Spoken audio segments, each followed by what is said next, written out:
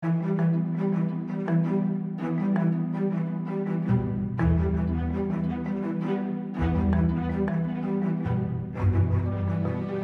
शर्तें उनका ये था जी कि वो अपने आप वो वेपन लेके जाना चाहता था, कुड़ी नूं लेके जाना चाहता था गुरदासपुर। लेकिन वो सेफ़ नहीं होता है कि हमने जो ऑलरेडी जो मर्डर कमिट करके आए हुए होते हैं, हम एक सिटीज़न की लाइफ को डेंजर में नहीं लगा सकते हैं।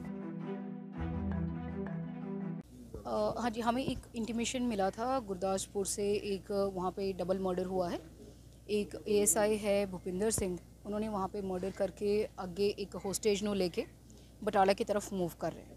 तो ਆਪਾਂ बटाला ਦੀ जो सारी फोर्स जो हैगे अपने एसपी साहब एसपीडी साहब ਦੀ ਟੀਮ ਹੈਗੇ, ਡੀਐਸਪੀਡੀ ਹੈਗੇ ਆ, ਪਿੱਛੇ ਡੀਐਸਪੀ ਸਿਟੀ ਫਤਿਹਗੜ੍ਹ ਚੂੜੀਆ ਜਿਨ੍ਹਾਂ ਦੀ ਏਰੀਆ ਪੈਂਦੀ ਹੈ, ਸਾਰਿਆਂ ਨੇ अपना टीम इतने तैयार करके वो चेक कर रहे थे। ਸਾਨੂੰ ये पता चला कि फाइनली आके इन्होंने इतने सिविल लाइन के एरिया पैंदा उत्थे एक अपने रिश्तेदार के कार दे विच वड़िया वैपन के साथ, और जो जिन्होंने उन्होंने होस्टेज लिया सीगा मनजीत कौर है उन्होंने ना, उन्होंने लेके अंदर बैठा होया। तो तकरीबन 11:30 बजे साडा ऑपरेशन शुरू होया सीगा जी। उस वेले उन्हां नाल आपां गल ही कर रहे सीगे, जो जिन्होंने इन्होंने होस्टेज लिता सी। साडा मकसद यही सीगा कि ये होस्टेज नूं फ्री करन और अपने आप नूं सरेंडर करन। तो आप इन्हां नाल गल करदे करदे ये इस ते होस्टेज नूं फ्री करन नूं सक्सैसफुल हो गए जी। इन्होंने तकरीबन 4 बजे सानू होस्टेज नूं फ्री कराता, साडे कोल भेजता। फिर उसके बाद आप कोशिश कर रहे थे ये अपने आप वैपन नूं छड्डे उत्थे और आके अपने आप नूं सरेंडर करन। लेकिन इस ते फाइनली सानू हुण 5:03 तक ये उन्होंने अपने आप अंदर गोली मारन का आवाज़ आया। तो फिर हमने दरवाज़ा तोड़ के अंदर गए, चेक किए, तो फिर उन्होंने अपने आप को शॉट कर लिया था। अभी तो मुझे चेक करना पड़ेगा जी, क्योंकि वो जो डॉक्टर ही उसके बारे में बता पाएंगे। जो सुनाई दिया हवाई फायर, उसमें से 3 राउंड तो हमें सुनाई दिया जी। ये शर्तें उनका ये था जी कि वो अपने आप वो वेपन लेके जाना चाहता था, कुड़ी नूं लेके जाना चाहता था गुरदासपुर। लेकिन वो सेफ़ नहीं होता है कि हमने जो ऑलरेडी जो मर्डर कमिट करके आए हुए होते हैं, हम एक सिटीज़न की लाइफ को डेंजर में नहीं लगा सकते हैं।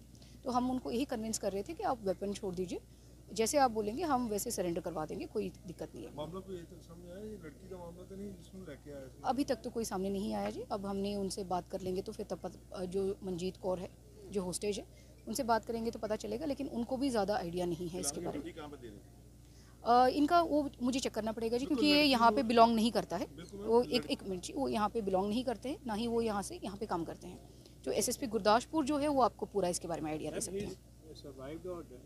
वो तो he has been move to the hospital जी, तो doctor will be able to tell about it. अभी तक हमारे पास आए नहीं है। तो जैसे ही हमें वो जो सुनाई दिया, आवाज़ सुनाई दिया, तो हमने इमीडिएटली टीम्स मूव कराए। हमने स्टैंड बाय पे, क्योंकि होस्टेज अंदर थे, तो हमने एम्बुलेंस को स्टैंड बाय रखे हुए थे। जैसे ही सुनाई दिया तो हमने उनको मूव कराए हॉस्पिटल। जैसे अब डॉक्टर से मैं वहाँ पे जाऊँगी या अपने ऑफिसर जाएंगे, वो चेक करेंगे जी क्या स्टेटस है। क्या लग रहा है अभी पुलिस अपनी बात उनको समझा नहीं पाई या कुछ, वो इतने एग्रेशन में थे भी ये स्टेप लेते? ये समझाने की बात नहीं होती है जी, क्योंकि किसी का अपनी मेंटल स्टेट होती है। हमने 6 घंटे लगाए इनके साथ, बैठे रहे, उनसे बात करें। जो इनके रिलेटिव्स भी थे वो भी उनसे बात कर रहे थे कि आप सरेंडर कर दो, लेकिन वो भी बोल रहे थे मैं कर लूँगा, वो भी नहीं था। लेकिन किसी के दिमाग में क्या चलता है तो वो खुद ही जानते हैं, ठीक है ना जी। तो वो मुझे नहीं पता जी, वो गुरदासपुर एसएसपी गुरदासपुर साहब अपने इन्वेस्टिगेशन के बाद बता पाएंगे आपको जी। Thank you so much. ਪਿੰਡ ਭੂਮਲੀ ਦੇ ਸਰਪੰਚ ਪਰਮਜੀਤ ਸਿੰਘ ਨੇ 10:15 ਦੀ ਗੱਲ ਹੈ ਅੱਜ ਦੀ, ਉਹਨੇ ਐਸਐਚਓ ਨੂੰ ਫੋਨ ਕਰਕੇ ਦੱਸਿਆ ਵੀ ਸਾਡੇ ਪਿੰਡ ਦਾ ਥਾਣੇਦਾਰ ਭੁਪਿੰਦਰ ਸਿੰਘ ਹੈ, ਉਹਨੇ ਆਪਣੀ ਵਾਈਫ ਨੂੰ ਤੇ ਆਪਣੇ ਬੇਟੇ ਨੂੰ ਗੋਲੀਆਂ ਮਾਰ ਕੇ ਮਾਰ ਦਿੱਤਾ, ਅਤੇ ਜਿਹੜਾ ਉਹਨਾਂ ਦਾ ਪਾਲਤੂ ਕੁੱਤਾ ਸੀਗਾ ਉਹਨੂੰ ਵੀ ਗੋਲੀਆਂ ਮਾਰ ਕੇ ਅਤੇ ਜਿਹੜੀ ਉੱਥੇ ਲੜਕੀ ਇਹਨਾਂ ਦੀ ਗਵਾਂਢਣ ਸੀਗੀ ਪਰਮਜੀਤ ਕੌਰ, ਗੋਲੀਆਂ ਦੀ ਆਵਾਜ਼ ਸੁਣ ਕੇ ਜਦੋਂ ਇਹਦੇ ਘਰ ਆ ਕੇ ਉਹਨੇ ਦੇਖਿਆ ਅਤੇ ਇਹਨੂੰ ਸ਼ੱਕ ਸੀ ਵੀ ਉਹਨੇ ਮੌਕਾ ਦੇਖਿਆ ਵੀ ਉਹਨੂੰ ਨਾਲ ਜਿੱਦਾਂ ਕਿਡਨੈਪ ਕਰਕੇ ਗੱਡੀ ਦੇ ਵਿੱਚ ਉੱਥੋਂ ਫਰਾਰ ਹੋ ਗਿਆ। ਅਸੀਂ ਮੌਕੇ 'ਤੇ ਪਹੁੰਚੇ, ਸਾਡੀਆਂ ਸਾਰੀਆਂ ਟੀਮਾਂ, ਐਸਐਸਪੀ ਸਾਹਿਬ, ਸਾਰੀਆਂ ਟੀਮਾਂ ਜਦੋਂ ਅਸੀਂ ਮੌਕੇ 'ਤੇ ਪਹੁੰਚੇ, ਉਹ ਜਦੋਂ ਦੇਖਿਆ ਸਾਰਾ ਹਾਲਾਤ, ਉਹਦੇ 'ਤੇ ਜਿਹੜੀ ਇਹਦੀ ਵਾਈਫ ਸੀਗੀ, ਉਹਦੀ ਬਲਜੀਤ ਕੌਰ ਉਹਨਾਂ ਦਾ ਨਾਂ ਸੀ, ਉਹਨਾਂ ਦੇ ਪੇਰੈਂਟਸ ਨੂੰ ਜਦੋਂ ਬੁਲਾਇਆ, ਉਹਨਾਂ ਦੇ ਦੀਦਾਰ ਸਿੰਘ ਸਨ ਆਫ ਚੰਨਨ ਸਿੰਘ ਦੇ ਸਟੇਟਮੈਂਟ ਤੇ ਅਸੀਂ ਕੇਸ ਰਜਿਸਟਰਡ ਕੀਤਾ FIR number 30 under section 302 364 IPC ਤੇ ਆਰਮ ਐਕਟ ਦਾ ਪਰਚਾ ਦਰਜ ਕਰਕੇ ਅਸੀਂ ਤਫਤੀਸ਼ ਸ਼ੁਰੂ ਕਰ ਦਿੱਤੀ। ਸਾਰੇ ਸੀਨੀਅਰ ਅਫਸਰਾਂ ਦੀਆਂ ਜਿਹੜੀਆਂ ਹਦਾਇਤਾਂ ਦੇ ਮੁਤਾਬਕ ਅਸੀਂ ਵੱਖ-ਵੱਖ ਟੀਮਾਂ ਬਣਾ ਕੇ ਇਹਨੂੰ ਰਾਉਂਡ ਅਪ ਕਰਨ ਨੂੰ ਅਸੀਂ ਵੱਖ-ਵੱਖ ਟੀਮਾਂ ਜਿਹੜੀਆਂ ਬਣਾ ਦਿੱਤੀਆਂ।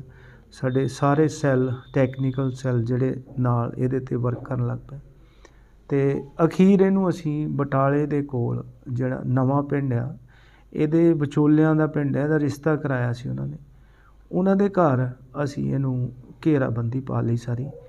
ਤੇ ਉਸ ਟਾਈਮ ਜਿਹੜੀ ਪਿੰਡ ਦੀ ਲੜਕੀ ਜਿਹਨੂੰ ਨਾਲ ਲੈ ਕੇ ਗਿਆ ਸੀ ਇਹ ਮਨਜੀਤ ਕੌਰ, ਡਾਟਰ ਆਫ ਸਵਰਨ ਸਿੰਘ, ਇਹ ਵੀ ਉਸ ਘਰ ਦੇ ਅੰਦਰ ਸੀ ਤੇ ਘਰ ਨੂੰ ਇਹਨੇ ਬੰਦ ਕੀਤਾ ਹੋਇਆ ਸੀ।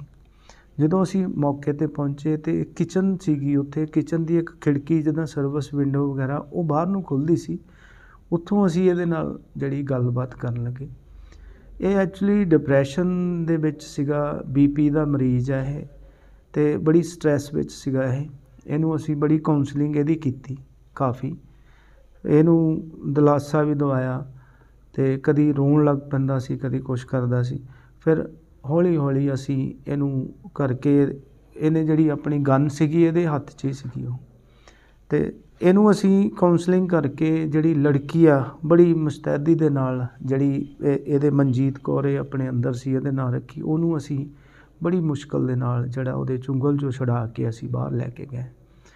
ਫਿਰ ਇਹਦੇ ਨਾਲ ਅਸੀਂ ਕਈ ਗੱਲਾਂ ਇਹਦੀਆਂ ਅਸੀਂ ਕਿਹਾ ਵੀ ਅਸੀਂ ਇੱਦਾਂ ਕਰ ਦੂੰਗੇ, ਉਹ ਕਰ ਦੂੰਗੇ, ਇਹਨੂੰ ਵਿਸ਼ਵਾਸ 'ਚ ਲੈਣ ਦੀ ਕੋਸ਼ਿਸ਼ ਕੀਤੀ, ਸਾਡੇ ਵਿਸ਼ਵਾਸ ਵਿੱਚ ਵੀ ਆ ਗਿਆ ਸੀ। ਕਾਫੀ ਘੰਟਿਆਂ ਦੀ ਜੱਦੋਜਹਿਦ ਬਾਅਦ ਇਹਨੇ ਫਿਰ ਡਿਪਰੈਸ਼ਨ 'ਚ ਆ ਕੇ ਇਹਦੇ ਰਿਸ਼ਤੇਦਾਰਾਂ ਨਾਲ, ਇੱਕ ਬੇਟਾ ਇਹਦਾ ਬਾਹਰ ਕੈਨੇਡਾ 'ਚ ਰਹਿੰਦਾ, ਉਹਦੇ ਨਾਲ ਵੀ ਐਕਚੁਅਲੀ ਉੱਥੇ ਰਾਤ ਸੀਗੀ, ਉਹਦੇ ਨਾਲ ਵੀ ਇਹਦੀ ਗੱਲ-ਗੁਲ ਕਰਾਈ, ਉਹਦਾ ਦੱਸਿਆ। ਇਹ ਇਹੀ ਕਹੀ ਜਾਂਦਾ ਸੀ ਵੀ ਮੈਂ ਆਪਣੇ ਆਪ ਨੂੰ ਗੋਲੀ ਮਾਰ ਲੈਣੀ ਆ, ਇਹਨੂੰ ਵੀ ਬਲਜੀਤ ਕੌਰ ਨੂੰ ਵੀ ਮਾਰ ਦੇਣੀ ਆ।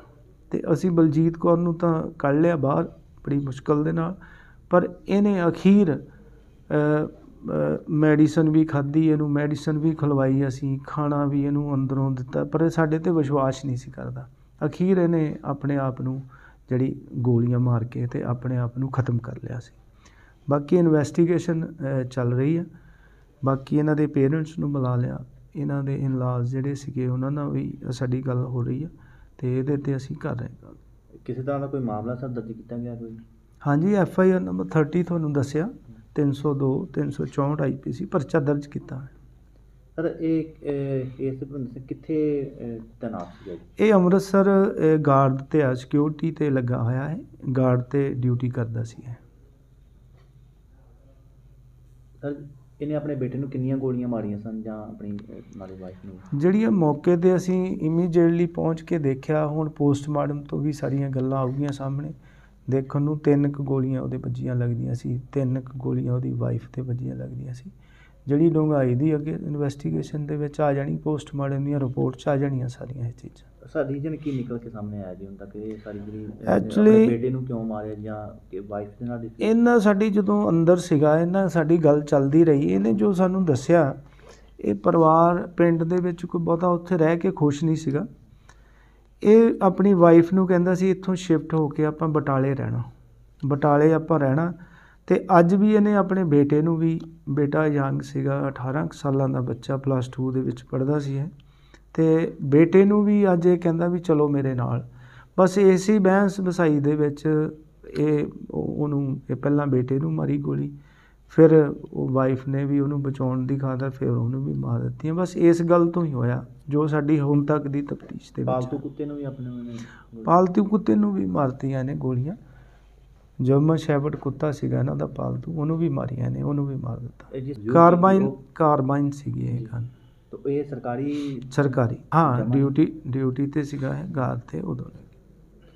ਸਰ ਜਿਹੜੀ ਇੱਕ CCTV ਨਿਕਲ ਕੇ ਸਾਹਮਣੇ ਆ ਰਹੀ ਹੈ ਜਿਸ ਦੇ ਵਿੱਚ ਪਹਿਲਾਂ ਘਰੋਂ ਬਾਹਰ ਨਿਕਲਦਾ ਕਾਰਬਨ ਲੈ ਕੇ, ਉਸ ਤੋਂ ਬਾਅਦ ਇੱਕ ਲੇਡੀਜ਼ ਨੂੰ ਨਾਲ ਲੈ ਕੇ ਅੰਦਰ ਵੀ ਜਾਂਦਾ, ਉਹਦੇ ਬਾਰੇ ਕੋਈ ਨਿਕਲਿਆ ਨਹੀਂ ਹੁਣ ਤੱਕ? ਉਹੀ ਲੇਡੀਜ਼ ਹੈ ਜਿਹਨੂੰ ਗੱਡੀ 'ਚ ਲੈ ਗਿਆ ਹੈ। ਐਕਚੁਅਲੀ ਇਹਨੂੰ ਇਹ ਸ਼ੱਕ ਸੀਗਾ ਵੀ ਇਹ ਚਸ਼ਮਦੀਦ ਗਵਾਹ ਸਾਡੀ ਬਣ ਗਈ ਆ, ਮੌਕੇ ਦੀ ਗਵਾਹ ਆ, ਇਸ ਕਰਕੇ ਉਹਨੂੰ ਵੀ ਨਾਲ ਹੀ ਲੈ ਕੇ ਆਏ। ਇਹ ਵੀ ਕਸਾਰੇ ਲਗਾਏ ਜਾ ਰਹੇ ਨੇ ਕਿ ਇਹ ਕੋਈ ਇਹਨਾਂ ਦਾ ਕੋਈ ਆਪਸ ਦੇ ਵਿੱਚ ਕੋਈ ਤਾਲਮੇਲ ਸੀਗਾ ਜੀ ਇਸ ਲੇਡੀ ਦਾ, ਉਹਦੇ ਕਰਕੇ ਇਹ ਸਾਰਾ ਡਿਸਪਿਊਟ ਹੋਇਆ ਜੀ। ਨਹੀਂ, ਇਹ ਬੜੀ ਮਾੜੀ ਗੱਲ ਹੈ। ਜਿਹੜੀ ਉਹ ਲੜਕੀ ਆ ਉਹ ਪਿੰਡ ਦੀ ਹੀ ਲੜਕੀ ਆ, ਉਹਦੇ ਹਸਬੈਂਡ ਦੀ ਡੈਥ ਹੋਈ ਆ। ਬਹੁਤ ਸਾਰੇ ਚੈਨਲਾਂ ਨੇ ਗਲਤ ਖਬਰ ਚਲਾਤੀ ਪ੍ਰੇਮਿਕਾ, ਇਹ ਬਹੁਤ ਮਾੜੀ ਗੱਲ ਆ। ਇਹ ਕਿਸੇ ਤੇ ਨਹੀਂ ਇਹ ਗੱਲ ਕਰਨੀ ਚਾਹੀਦੀ, ਬਗੈਰ ਸੋਚੇ ਸਮਝੇ ਇਹ ਗੱਲ ਨਹੀਂ ਕਰਨੀ ਚਾਹੀਦੀ। ਸਾਡੀ ਹੁਣ ਤੱਕ ਦੀ ਤਫਤੀਸ਼ 'ਚ ਇਦਾਂ ਦੀ ਕੋਈ ਗੱਲ ਨਹੀਂ ਆਈ ਹੈ। ਸਰ ਜਿਸ ਤਰ੍ਹਾਂ ਇਹ ਡਿਊਟੀ ਤੋਂ ਆਪਣਾ ਕਾਰਬਨ ਜਿਹੜੀ ਉਹ ਜਮ੍ਹਾਂ ਨਹੀਂ ਕਰਾਉਂਦੇ ਜਾਂ ਸਰ ਉੱਥੋਂ ਜਾਣਬੁੱਝ ਕੇ ਲੈ ਕੇ? ਉਹ ਅਸੀਂ ਤਫਤੀਸ਼ ਦੇਖਦੇ ਸਾਰੀ ਗੱਲ।